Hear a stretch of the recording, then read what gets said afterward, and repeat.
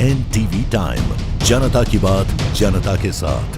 तारिक अमीन ने पश्चिम एशिया संघर्ष की निंदा की, वैश्विक परिणामों की चेतावनी दी। कुलगाम के विधायक मोहम्मद यूसुफ तारिक अमीन ने बुधवार को पश्चिम एशिया में जारी तनाव की कड़ी निंदा करते हुए चेतावनी दी कि यदि इस संघर्ष का तत्काल समाधान नहीं किया गया तो ये वैश्विक शांति के लिए भी गंभीर खतरा बन सकता है। मीडिया को संबोधित करते हुए तारिक अमीन ने आरोप लगाया कि ये युद्ध अमेरिका और इजरायल द्वारा ईरान और लेबनान के लोगों पर जबरदस्ती थोपा गया। उन्होंने स्थिति को निर्दोष नागरिकों का रक्तपात बताया और नागरिक हताहतों की बढ़ती संख्या पर गहरी चिंता व्यक्त की। पूर्व अमेरिकी राष्ट्रपति डोनाल्ड ट्रंप का जिक्र करते हुए तारिक अमीन ने दावा किया है कि ऐसे संघर्ष आक्रामक नीतियों से प्रेरित है जिनके दूरगामी वैश्विक परिणाम भी हो सकते हैं। उन्होंने आगे कहा कि अमेरिका में भी विरोध प्रदर्शन शुरू हो गए, नागरिक युद्ध का विरोध करने और इसे तत्काल समाप्त करने की मांग को लेकर सड़कों पर उतर आए।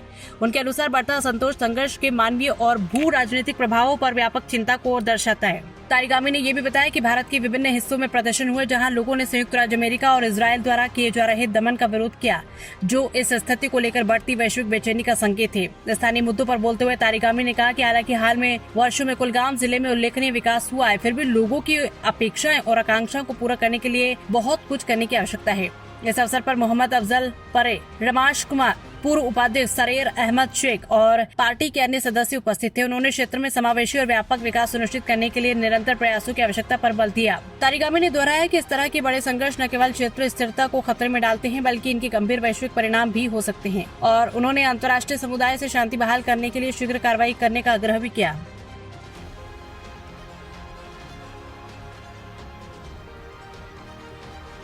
जहाँ तक इस जंग का ताल्लुक है, जिस जंग को ठोंसा गया है ईरानी अवाम पर, लेबनान के मासूम अवाम पर अमेरिकी सदर की तरफ से और सहूनी इसराइल की तरफ से, यह हद दर्जा नाइंसाफ़ी भी है और हमारी नज़र में ये सरीहन कत्ल गारत गरी है जिसकी जितनी मजम्मत की जाए। और हमें ये कहने में मेरे ख्याल में इत्मीनान मिलता है कि खुद अमेरिका में बड़ी तादाद में लोग सड़कों पर निकल रहे हैं। इवन सेनेट में भी डिस्कशन हो रहा है।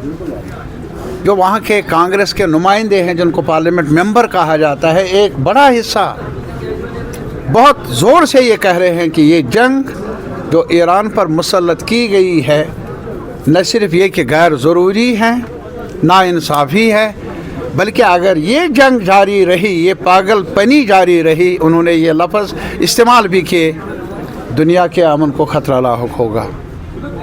या आज सिर्फ ईरानी अवाम की ज़िंदगी दाव पर नहीं है। अगर इस पर रोक ना लगी कोई मुल्क शायद बच नहीं सकता, हम सब नस्ल आदम बच नहीं सकती।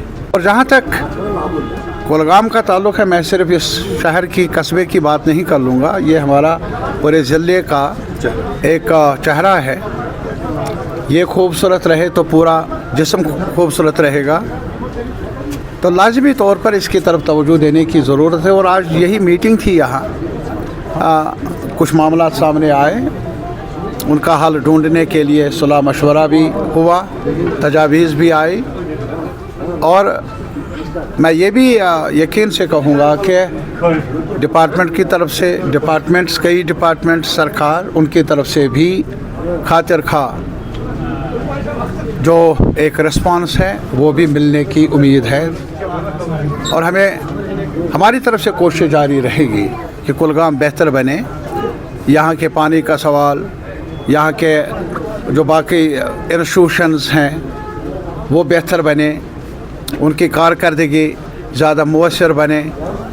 यह हमारी कोशिश है, पहले से ही ये कोशिश रही है और अब भी यही कोशिश है। और मुझे उम्मीद है कि आवाम भी महसूस करते होंगे कि कुछ हो रहा है। मैं नहीं कहूँगा बड़े काम हो रहे हैं, हम बहुत ज़्यादा कर सके हैं आज तक, अभी तक इस 1.5 साल में, लेकिन कमियों को दूर करने की हमारी कोशिश जारी है। और हमें उम्मीद है कि आने वाले वक्त में और बेहतरी आएगी। जो कमियां रही भी है डेवलपमेंटल प्रोसेस में पिछले कई सालों में, उनको पूरा करने के बारे में रिस्पांस भी मिलेगा इंतज़ामिया की तरफ से, सरकार की तरफ।